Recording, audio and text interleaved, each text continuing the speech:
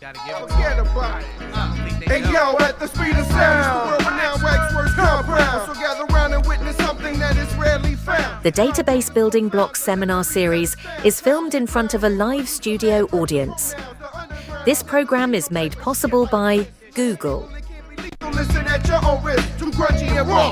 Hi guys, welcome. It's another seminar series talk. So we're excited today to have Xin Wu. He's an engineer at DataBen Labs, where he's been working on their data system for a while, but he is probably most famous for being the chief creator and project chair for the OpenDAL project, which is an abstraction layer for storage that they started building at DataBen, and they have since spun it off as an Apache project. So he's here to tell us all about this one building block that no one else has seemed to work on, but he's built it for us, which is super awesome. So we want to thank Xin Wu for getting up early. It's 5:30 a.m. in China where he's calling in. So we appreciate him being up very, very early for this. As always, if you have any questions for Xin Wu as he gives the talk, please unmute yourself and say who you are and ask your question at any time. And that way he's talking to himself. He's not talking to himself for an hour at 5:30 in the morning. So Xin Wu, thank you so much for getting up early. We really appreciate this. Okay, thank you. Thank you, Andy, for inviting me. And hello, everyone. I'm Xin Wu, and I've been watching many CMU-DB lectures, and I'm thrilled to be invited here to give a talk about OpenDAL. Okay, before starting, let me introduce about myself. I'm Xin Wu, and my real name is called Hao Ding. I use nearly the same name across the internet, so you can find me on GitHub, Telegram, or Blue Sky. All my contact links are linked at the answer here. Bantu.me/Xin and I'm an ASM member. I have been actively involved in open source for about 10 years since high school. I'm the original creator of OpenDAL, and I'm currently the chair of the Apache OpenDAL PMC. As introduced by Andy, I'm currently working at the DataBen Labs. We are working on building an open source alternative to Snowflake. My personal vision is to achieve data freedom, to enable everyone to access data to access data from any surface in any ways. My currently focus is on RBIR. We focus on rewrite big data in Rust by contributing to projects like Iceberg, Primer, Moody, and or other related projects. Okay. There are some fun facts about me before I starting developer RTBMS. I don't have a house, and I don't have two dogs. I don't even have a wife. Now all of three things have become incredibly important in my life. So thank you, database. The only thing left to me is that I still don't have a car. So that's the work DataBen Labs need to work hard to figure it out. Today, are you trying to say the database has got you a house, two dogs, and a wife? Yeah, that's cool. Congrats! Right? Yes, fantastic. Love it. Yes. Okay. Today I will introduce the building blocks of my RBIR planning, Apache OpenDAL. We will discuss what OpenDAL is and why it is necessary, and then we will dive deeper into OpenDAL's design to explore its implementation, and finally, we will demonstrate how users can utilize OpenDAL to build their own database. I also built a next section to find collaboration here to explore the future of OpenDAL and the database. Okay, the first thing is what's OpenDAL. OpenDAL is an open data access layer that enables seamless interaction with diverse storage surface. Its version is one layer or storage. Its development is guided by the following principles, like open community, a solid foundation, fast access, object storage first, and extensible architecture. The entire OpenDAL project is a large family. It's composed by different bindings to languages, integration to different route secrets, and also we have binaries like S3 Gateway and CLI. Today we will focus solely on its Rust core, which powers most of other subjects, and I believe is the great interest to all of you. Okay. As I showed in the picture, OpenDL is designed as a layer that can expose the underlying choice for different surface to implement, and it also provide a high-level API for the upper application to utilize, like database, data pipeline, or just a cache. OpenDL also provides nearly all object storage surface like S3, GCN, HBlob, and Alien OSS.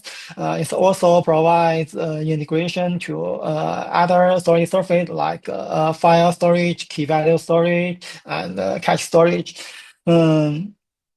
Okay, over there outlines the difference in storage surface by capabilities. There is a concept called capability in OpenDL, and then user can call this API to fetch out which capabilities that this storage support.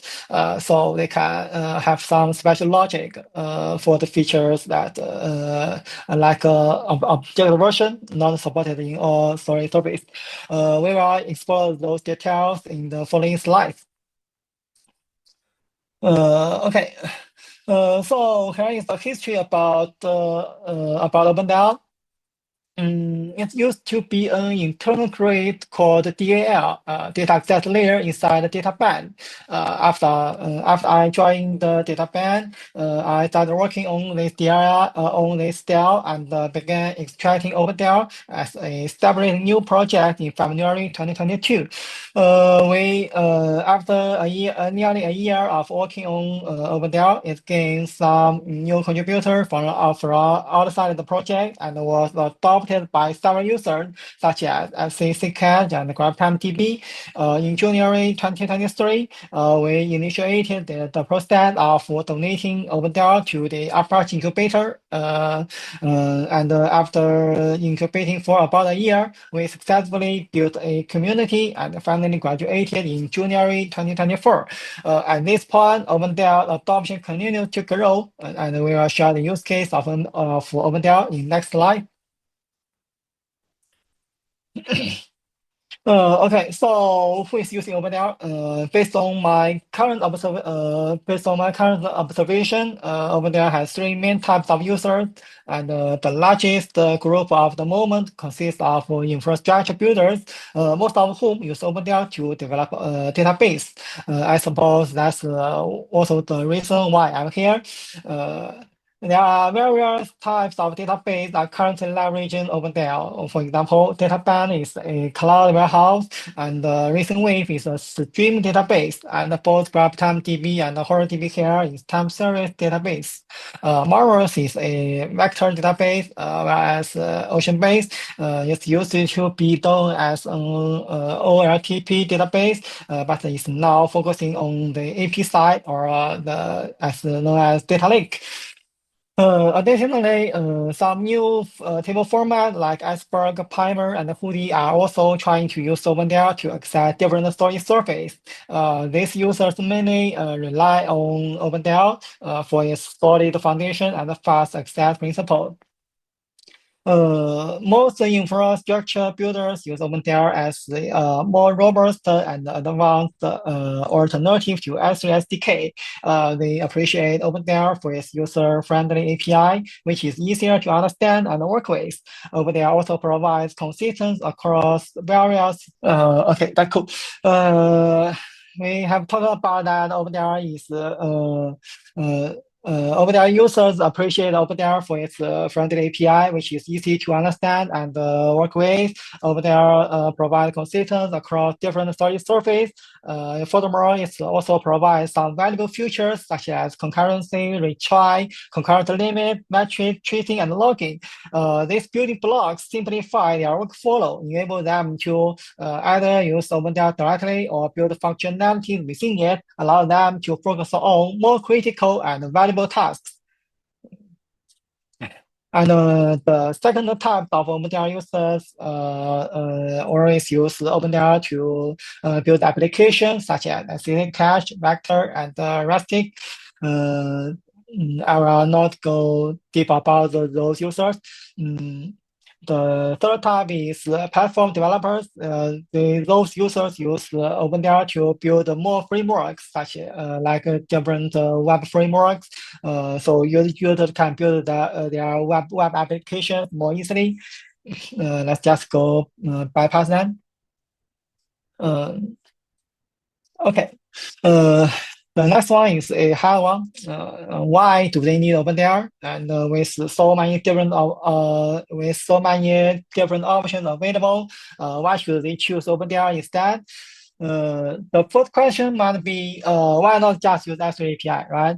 We have nearly SDKs for all languages. We don't need to build something new, just a wrapper of SDK.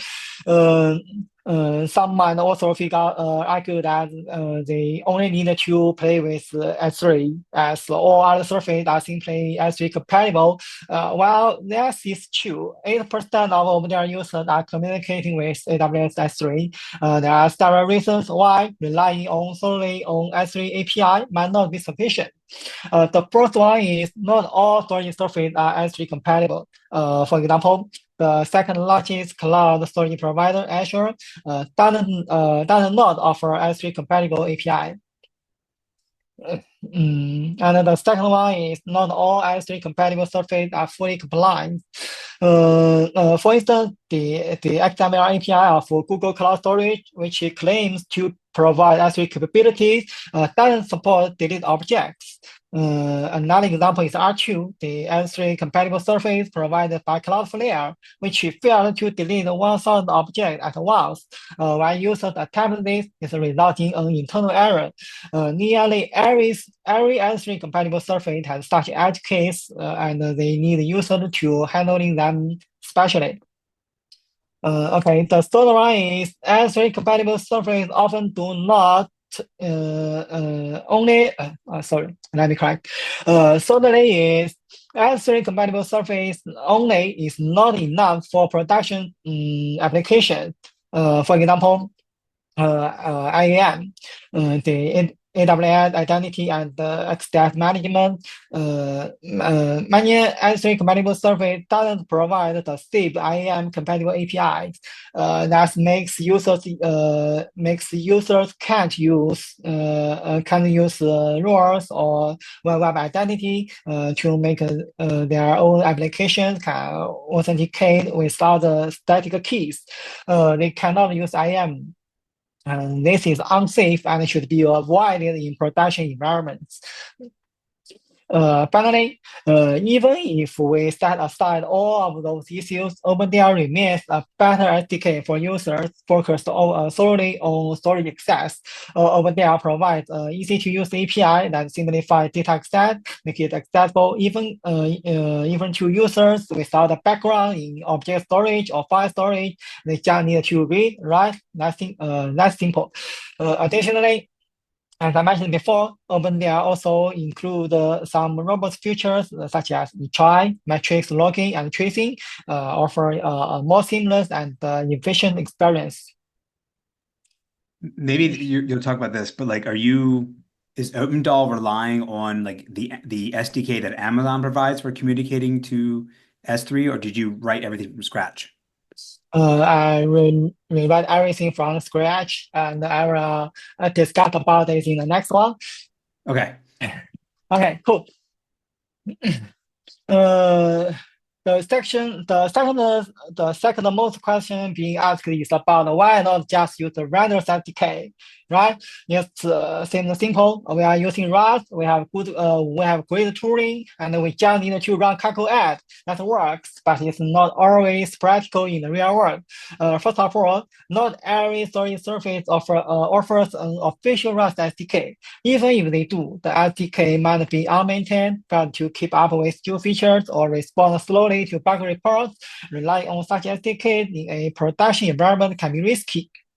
Secondly, not all SDKs are well maintained or well designed. They might have poorly designed APIs. They may lack a proper documentation. They may have insufficient test coverage or lack of stable release. Users might find themselves depending on an outdated version of dependencies simply because the SDK relies on them. Thirdly, even if the SDK itself is good, integrating multiple SDKs can still be challenging. Different SDKs may have inconsistent design patterns. They have different configuration values. This makes it difficult for users to implement unified retry mechanism, logging, or tracing. Additionally, users often lack sufficient control over the underlying behavior of those SDKs. So OpenDL implements all those APIs manually from scratch. We are talking with the storage HTTP API directly. We started relying on any SDKs whenever possible. This approach makes it much easier for users to control storage behavior through OpenDL rather than trying to configure the same functionalities across multiple SDKs. So two questions. Like, I remember the Yellow Brick guys talk about how I don't remember the exact percentage improvement. They saw a pretty significant performance improvement by rolling their own SDK to talk to S3 versus relying on Amazon's. Did you see the same kind of performance boost as well? I didn't do some strict performance so far, but all users of OpenDL are happy with its performance. From my personal view, the performance should be okay if they are performing just the same API call. The calls should be ignored. Their performance again, maybe they have some concurrent internally so that they can just split a large GET request into several so that they can be performed concurrently. Yeah. Mm-hmm. And OpenDL will do that for you automatically, like given a large request request. Oh, okay. Yeah. Nice. And then my next question is, since you have to support Azure, GCP, and Amazon, do you support? I guess I'll just keep the question simple. Of those three, the major cloud vendors, which one has the sort of the most? I mean, I'd say worse API to work with. Which one has caused the most problems for you guys maintaining and getting worked correctly? Are they all about the same? Nearly the same, but I'm more familiar with S3, so I can find more edge case about S3 APIs to figure it out. Okay. As you may know, since we have so many S3 compatible surface, so there are many edge cases we need to work around, even if it's not the problem of S3 API itself. Got it. Thanks. Okay. I have a bonus slide for this part, and we can at the end to share about it. Okay, the third question is why not build such thing by ourselves? S3 is so simple. There are many the S3 API is so simple. We just need to get put right. Okay, from my side of view, there are different ways to interpret it. On the one hand, the S3 API itself is only simple for happy paths. To build a realistic production application, you need to take many things into consideration. For instance, S3 put object has a maximum size limit of 5 gigabytes. To upload files larger than 5 gigabytes or to upload them concurrently, you need to use multi-part upload. Another example is that S3 might return a 200 OK response for a failed complete upload. So those errors need to be handled carefully. On the other hand, that's no longer the era where we need to build everything from scratch. There is no extra benefit to writing another S3 SDK. Hiring a talented individual who graduated from CMU-DB to create another S3 SDK would be a great loss for the entire community, right? Why not just leveraging existing building blocks? Think about this seminar, right? Okay. Another common question being asked is about POSIX file system. POSIX FS is the golden standard that has been universally supported. So why not just mount it? When discussing POSIX FS, we have actually thinking about two different concepts. The first one is the fuse, which persists everything directly in storage. The data stored is exactly the data was written. The second one is DFS, the distributed file system, which just use object storage or other storage as the backend while storing all other metadata separately. The data stored in DFS is usually not the same as the data we are writing. It might not be composed, split, or alerted. User can read the data, can only read the data via DFS, but cannot access the underlying storage directly. Okay, if you have question, just raise up directly. Okay. Let me continue like this. So somebody asked, S3 recently introduced consistency as opposed to eventual consistency in APIs. Did that result in a lot of changes or simplification in the OpenDAL implementation? No big difference at OpenDAL side.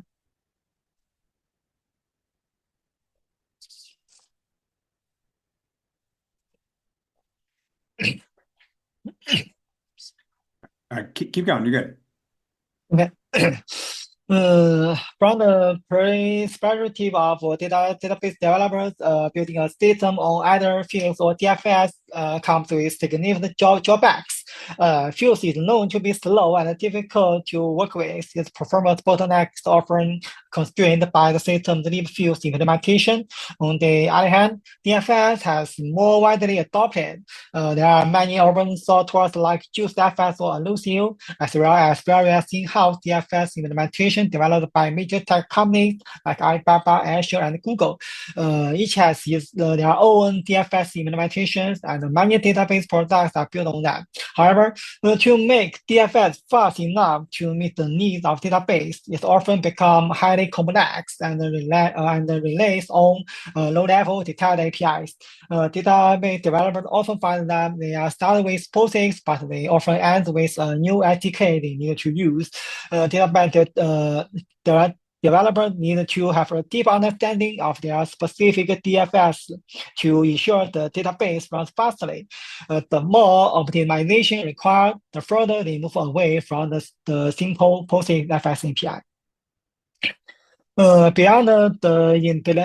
Beyond the limitation of POSIX FS itself, there are also some new challenges. For example, POSIX FS cannot be used within WebAssembly or browser, making it difficult to build a database that can run in a browser or WebAssembly runtime. Another example involved is the rising popularity of data lakes and cloud computing, where database often need direct access to S3. In such case, relying on a POSIX FS is not feasible. In other words, tools like OpenDAL are necessary to meet the emerging trends.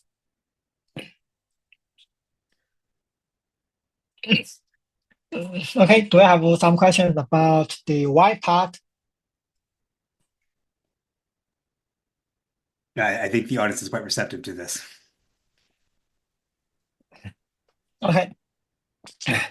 So let's we have discussed many things about OpenDAL project itself. Time to read some code.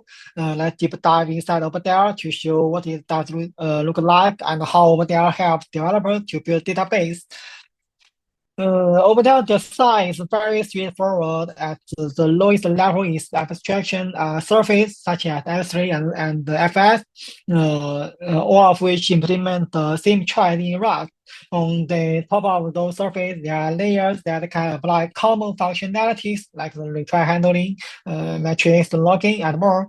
Finally, everything is encapsulated within an operator. The operator serves as the entry point for OpenDAL in OpenDAL for users. Okay, let's have a demonstrate. Let's demonstrate it from service side. Here is the access chart. The chart defines everything a storage surface can do. For example,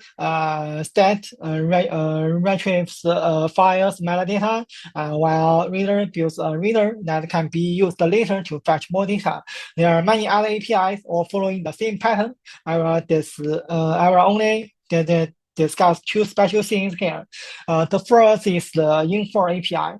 The info API is used to return the service name and capability describing which operation the service supports. Users can call infer to handle those situations instead of handling errors everywhere.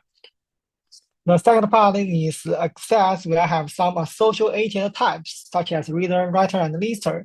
This allows service to store internal state within those types so that they can fetch data on demand instead of just reading all data at once.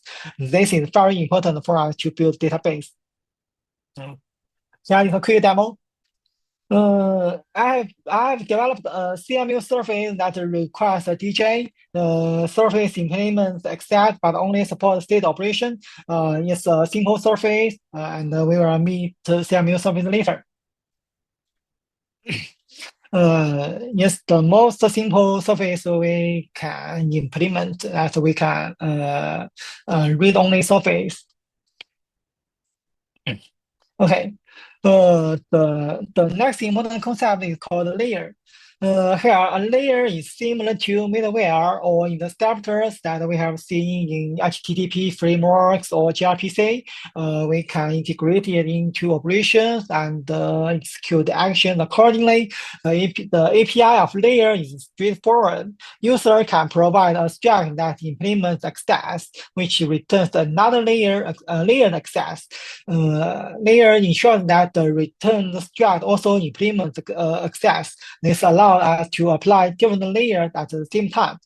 The most important aspect of the layer is that it's designed to be surfaced independently. For example, as long as over there implements a retry layer, every surface will benefit from this layer. They will have the same retry behavior at the same time. The same principle applies to all layers and all surfaces. Okay, like the demo time. In addition to CMU surface, I also developed a CMU layer that greets users with hello CMU every time they call state. Please note that the CMU layer can apply to all storage surfaces if desired. For example, given user, they are using S3. By applying CMU layer, every time users call state, over there will send a hello CMU to users in the console. The final one is operator. Operator is the outermost API OpenDL provides for users. We can use CMU survey to build an operator. Once the operator is built, users can utilize it everywhere to perform operation. It allows us to write data, read data, and manage its state effectively.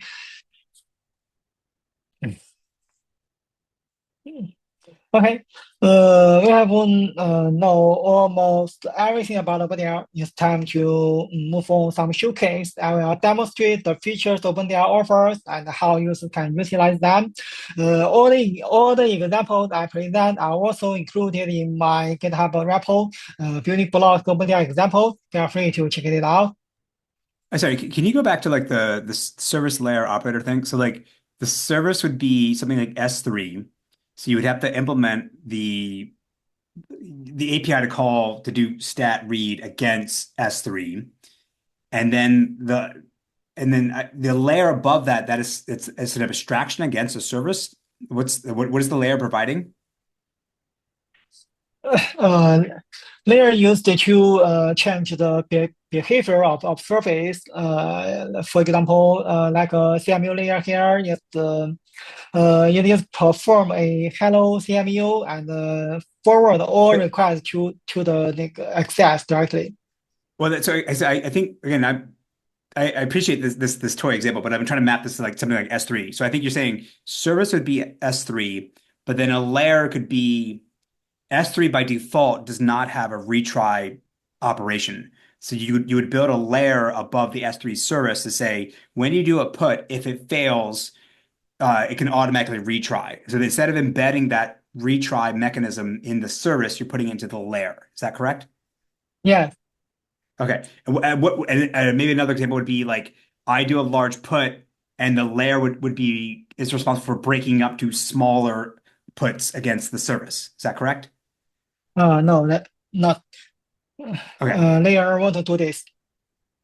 The layer does that or no? Over there has its own functionality to perform concurrent write, so it's not the job layers need to do. While users can still do something similar in the layer, but we don't provide it. So the service, the S3 service implementation would say you're doing a large put, and that's responsible for dividing it up to smaller puts. Operator expose a dedicated API for users to do such thing. Once all requests has been sent to layer or surface, they won't change anything. They just perform this request directly. Okay. They want to change user behavior. What's another example of something you would implement in S3 at the layer level other than retry? There are many things like tracing metrics, logging, concurrent limit, and many things similar. Wait, did you say locking or logging? Logging. Okay, like debug logging? Yeah, debug logging. Got it. Okay.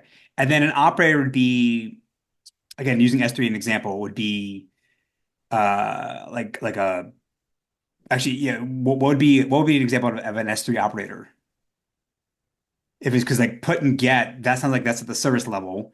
The layer you could do wraps of like again tracing or the automatic retry. So what would be an operator above a layer? Operator will expose the API read write directly, and we will show in the next slide.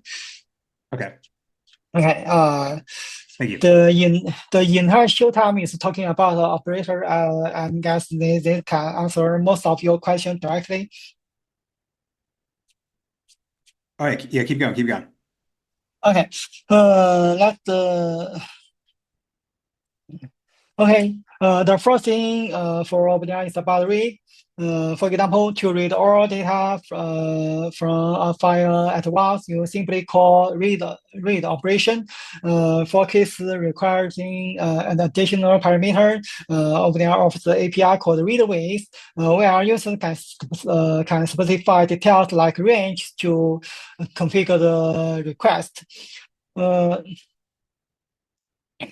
With this API design, OpenAI also enables native concurrent reading features. For example, a user can read in chunks concurrently, as demonstrated in this example. Users can read the same file in 1 megabytes, in 1 megabyte chunks, and with 8 concurrent read requests, following the same API pattern. Users can also specify the file version or perform conditional readers or perform conditional reads using the parameters like if match, if not match, and more.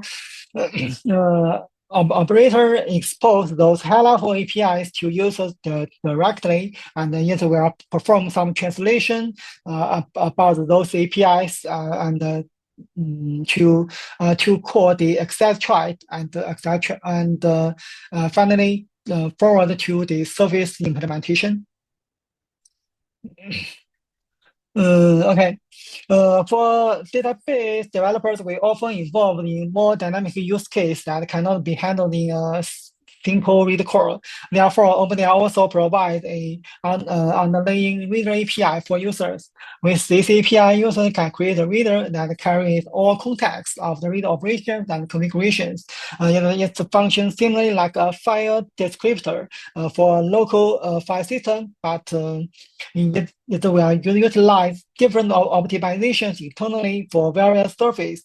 Through the reader, users can perform a range read or read multiple ranges at the same time. Additionally, users can convert these readers into a featured reader or stream, enabling seamless integration with other parts of the RAS ecosystem. Okay, the most interesting one is the fetch API. As we all know, object storage service like S3 has a high latency but offers high bandwidth compared to local file systems. It's much faster for users to read 1 megabyte than several 4 kilobyte chunks. Therefore, it is a common optimization to try and merge I/O operations. For example, if we have ranges that are close enough, we can read them all at once and discard the unnecessary data. This approach allows us to read the data much faster, even if we end up reading more data than initially requested. OpenAI provides such a fetch API that users can specify different ranges here, and OpenAI will sort those ranges and figure out which range is the best, and then send the real request with the range we calculated to the underlying storage surface, and then we return the correct data to user directly. This API is very useful for reading data from Parquet files, where data often appear to be closely arranged. Okay, this part is about reading. And the next one is which Andy may be more interested. The main reason I love OpenAI is that it tries very hard to make this API consistent. Different API are designed in the same way with details hidden in the background. I hope everyone that already know how OpenAI write data, it should be super easy.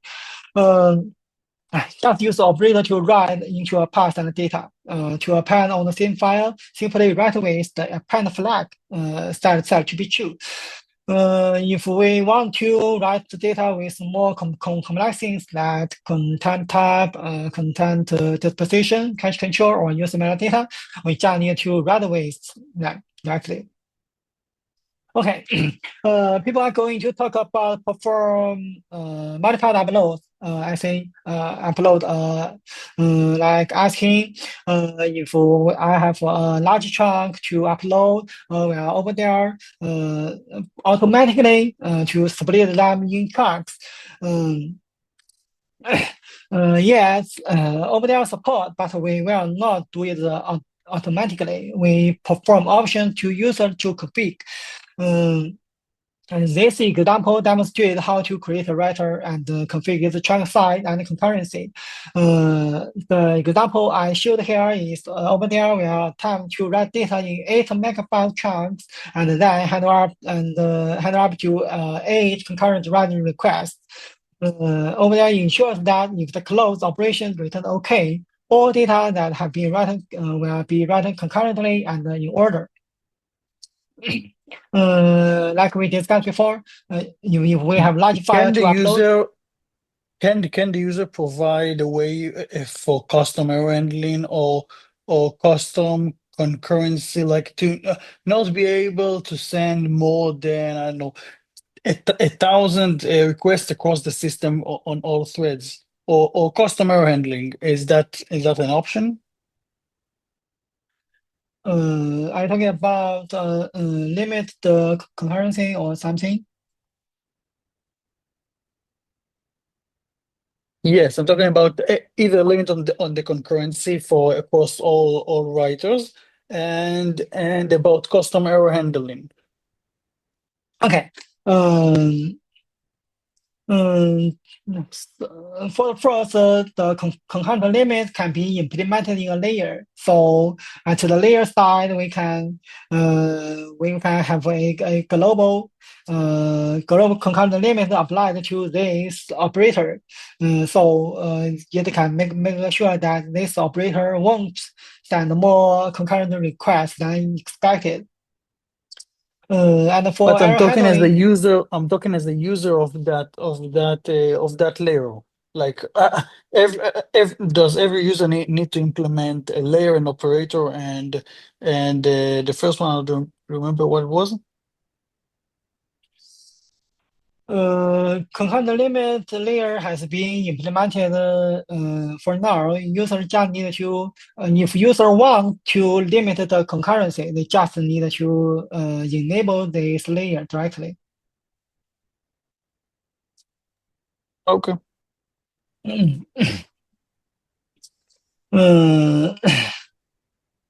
Okay.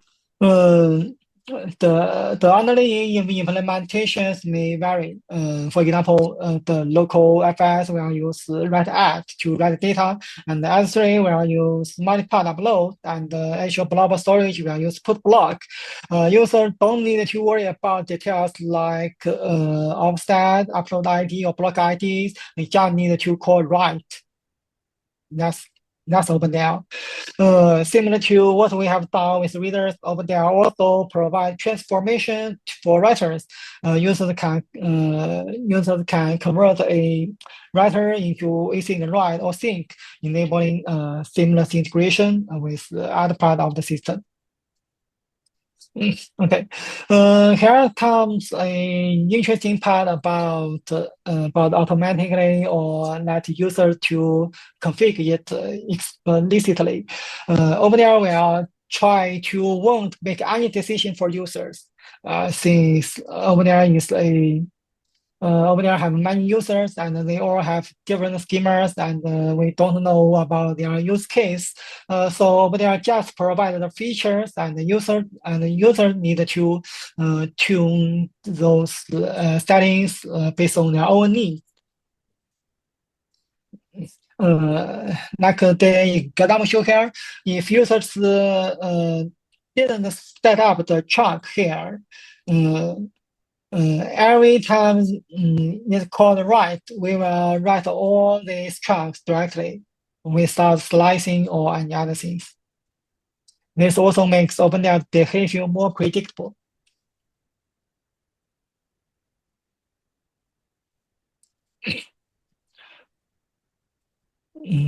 Okay, the next API I want to introduce is the list API.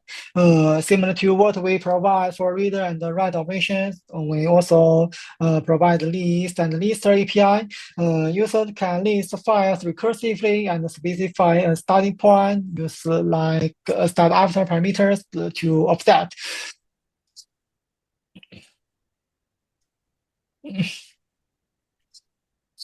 Okay.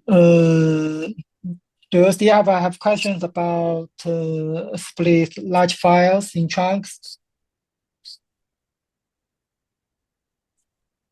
No, I guess I'm still trying to wrap my head around the layer. So the operator, so someone writing against an operator doesn't know, potentially doesn't care whether we're talking to Azure, GCP, or S3. But I feel like you showed one example where you were putting in metadata that looked very specific to one of the cloud providers.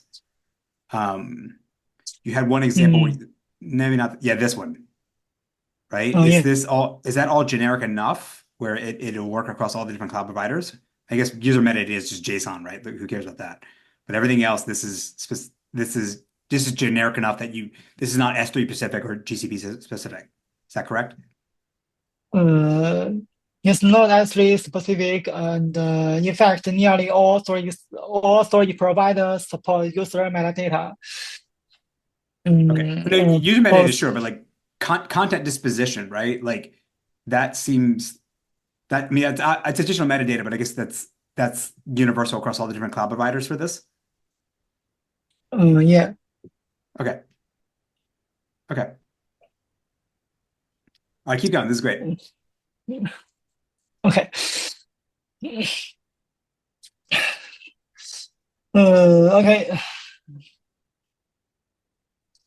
All the main APIs of OpenDL are discussed here, and I assume all of you already know how to use OpenDL, and I won't waste time to discuss them one by one or go through the code line by line.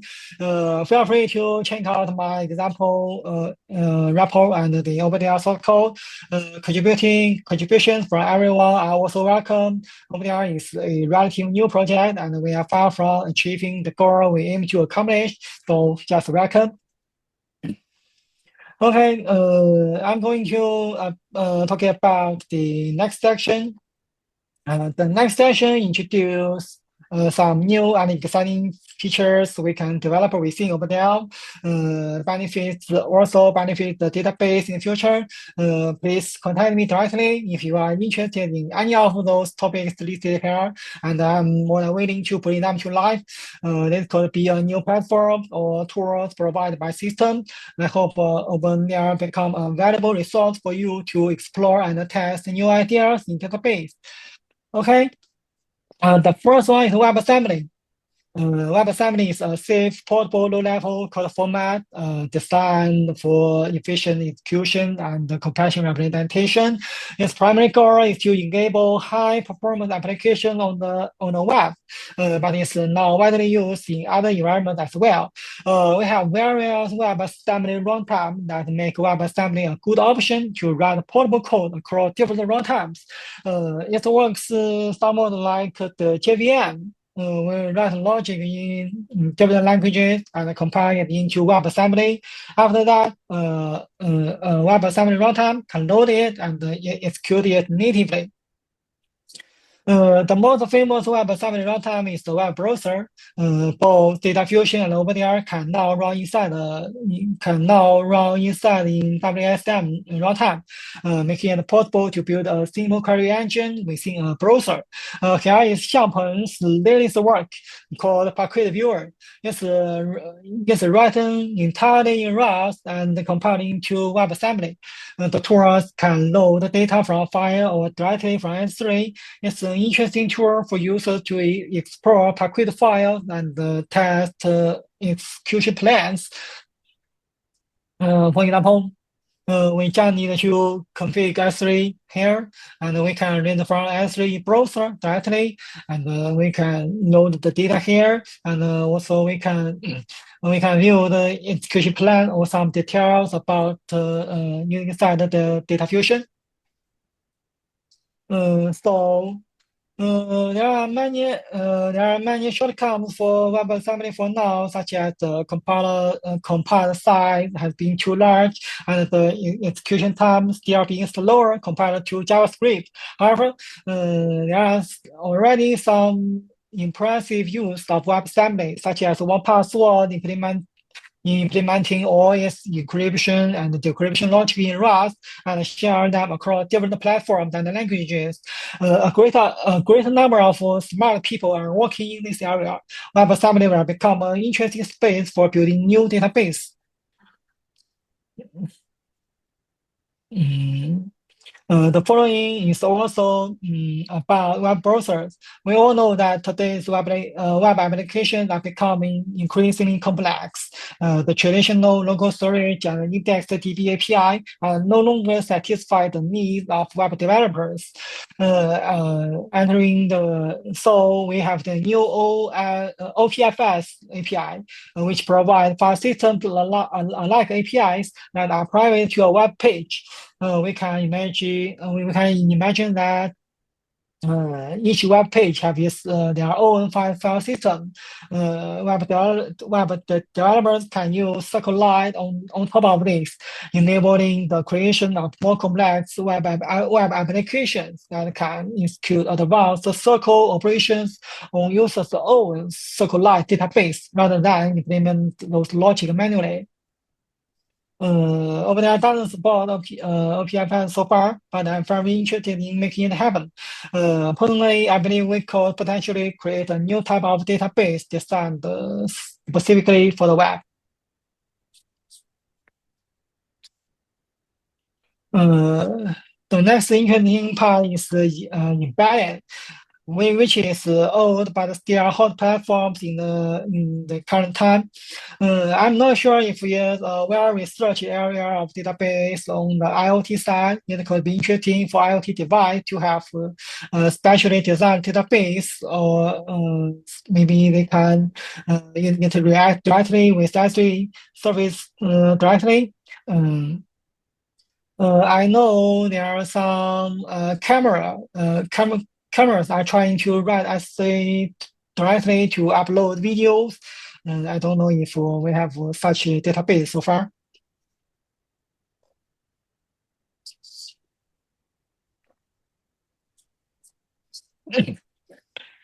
Okay. The next big topic is about competition-based I/O, specifically I/O urine. I/O urine is another effort by Linux kernel to reduce the overhead of IOC's core. Here is a great diagram drawn by Donald Hunter that illustrates how I/O urine works. It consists of two queries in memory. The application submits its I/O request to the submission query, and the kernel processes the request from the same query, and then pushes the response to the tier of completion query.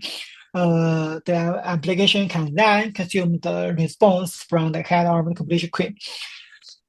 So while I/O urine, we can use it to build truly async I/O frameworks. Unlike libaio, users don't need to set the direct flag, make it more friendly for page cache usage. And additionally, users are not required to handle buffer arrangement. Its performance can be compared to kernel bypass technologies like SPDK. I/O has already been utilized in some products, but however, its usage within Rust has some issues to address, such as ownership and future reconciliation. The community, the entire Rust community is actively working on this to resolve those shortcomings. There are some ongoing efforts from Mono.io and Kobo.io over there about both of them, but it requires further testing and research. We also welcome you to join us. I believe there are many database papers talking about competition-based I/O. It should be a hot topic.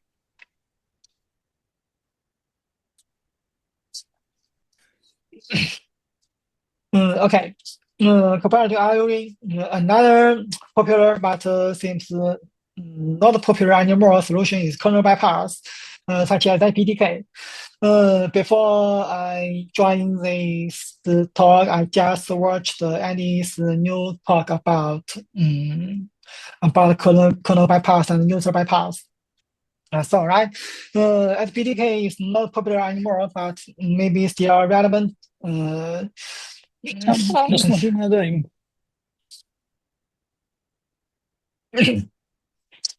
Okay. The SPDK, I will give a short introduction about SPDK. So SPDK, short for Storage Performance Development Kit, it's a fully user-space storage solution. Applications can communicate directly with underlying storage devices without kernel, enabling low latency and narrow copy I/O without locks. SPDK has developed a complete stack ranging from BDEV to BloobFS, and also they tried to hack with RocksDB to build a new ENV that allow RocksDB to play with SPDK directly. TechAV has experimented with SPDK alongside the RocksDB. The numbers on the graph represent the numbers of client threads. The results demonstrate significant improvements, showing that SPDK can achieve low latencies with impressive information per second. However, SPDK has not seen much development in recent years. I suspect that is partly due to competition for Linux I/O and the resource allocated by Intel and Samsung. Another issue could be the complexity it introduced on the application side. So it might be interesting to add native BloobFS support in OpenDL, as it allows us to evaluate performance gains for a broader range of database systems. Keep in mind that once your database system leverages OpenDL, you only need to add a few lines of code to support the new surfaces. This makes OpenDL a great platform to test your new ideas.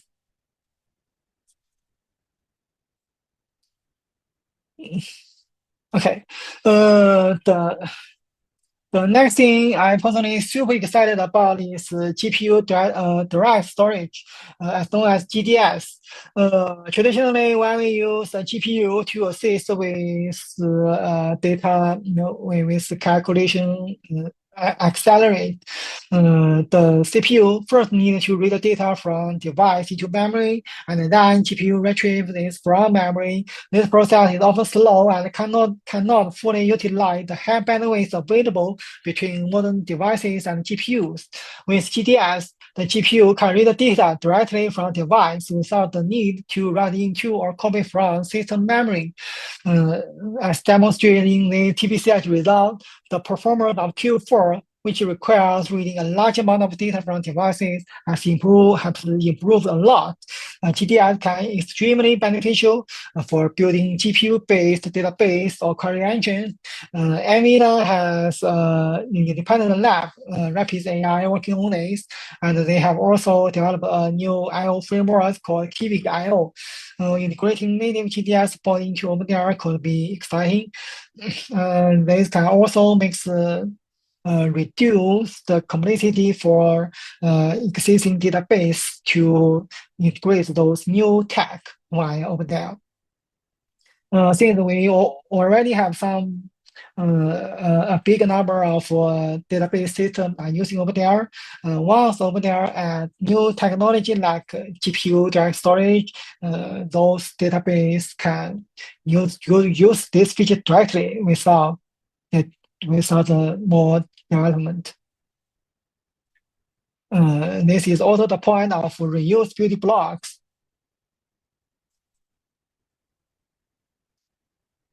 Okay, one thing I love is about IPFS.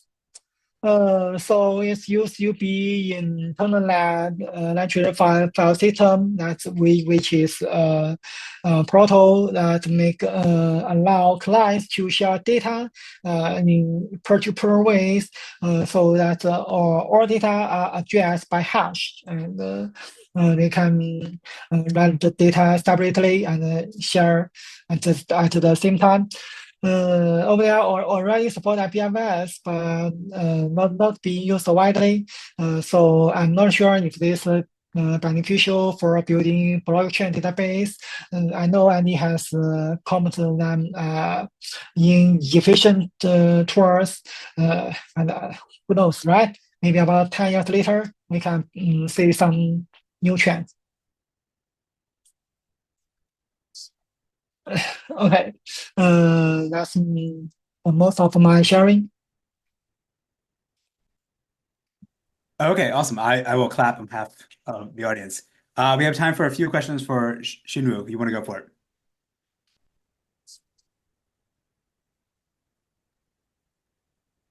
I think that was a really nice. Can you hear me? Yes, go for it. Yeah. That is a really ambitious project. So, a quick question I had is, do you two parts to the question is, do you have a way in which you could try OpenDAL on a local machine and essentially get a simulation for what happens with the different cloud storage devices, especially probably useful for developers? I don't know if that makes sense. Are you asking about using OpenAI for local FS or something? Yeah, for just on a local file system. Oh, yeah. OpenAI has native support for local file system. It also has native support for IOURI. Got it. And then the second question is, do you have tools that might allow someone to transfer files from one cloud object system to the other, like from S3 to GCP? Because sounds like you have underneath a lot of the tooling to allow for things like that in more efficient ways. Or is that tooling system not something that you see within the scope of what you are building? It's not in the OpenAI Rust core, but we do trying to build some tools to make it more easily. We won't provide such an API in our Rust core directly, but we may to build some tools. Got it. Okay, thank you. Can you go back to the almost the first or second slide, or you had the original architecture diagram of like the layers of and where OpenDAL fit into it. Like it's like the very, very beginning. Okay, next one. No. Before that. Oh, no, I know. Okay, next Yeah, that's one. perfect. Yeah. So, I mean, so you keep bringing up S3 as an example of object storage, and you might have mentioned like local file storage at some point, but like, can you talk about how like something like a key value storage or cache storage would come into play? And would it be something that you would put in front of like if I want to access S3, could I automatically seamlessly put in a cache storage layer in front of that so that like if I do my request, you check memcache, it doesn't have it, then if it's there, you use it, otherwise go to S3. Like, is that how OpenDAL could be used, where you sort of compose these layers on top of each other? Or should I treat these as sort of separate endpoints where I could read write data to and they don't intermix? Okay, there are two questions. The first one is key value storage and cache storage. Uh, yes, OpenAI has those surface directly. OpenAI can talk with Redis and talk with Memcache. Uh, but just in the OpenAI ways, for example, they just use key value. Right? Mhm. We don't use complex features like array or hset or something. We just do key value so that the user can read it like a file system, pass to data in this way. So they are just a new surface like S3. And for caching, yes, that's possible. We already have some users to build a cache layer that they just compose two different operators directly in this layer. And once a new request comes in, user can read from Redis or read from local FS or EBS directly. Read the data in and the under layer called the under storage called BS3, and they can compose it inside the layer. Got it. Okay. And then how would you compare this against like the MinIO project? Is it sort of complementary? You're both having sort of the same goals? Or are they, I guess maybe they're not trying to be flexible. They're trying to say, here's our storage, it's S3 compatible. And in theory, OpenDAL could talk to MinIO, but you're also trying to support all these other service areas. Is that the way to think about them? Yeah. I don't know, but I think over there is at the different layer like MinIO do. MinIO just provide S3 compatible API. A new binary to deploy, but over there is a Rust lib that user need to integrate it into your data into your code base directly. Got it. Okay. And my last question is, like on S3, and I think Azure can do this as well, and we actually discussed this in class today.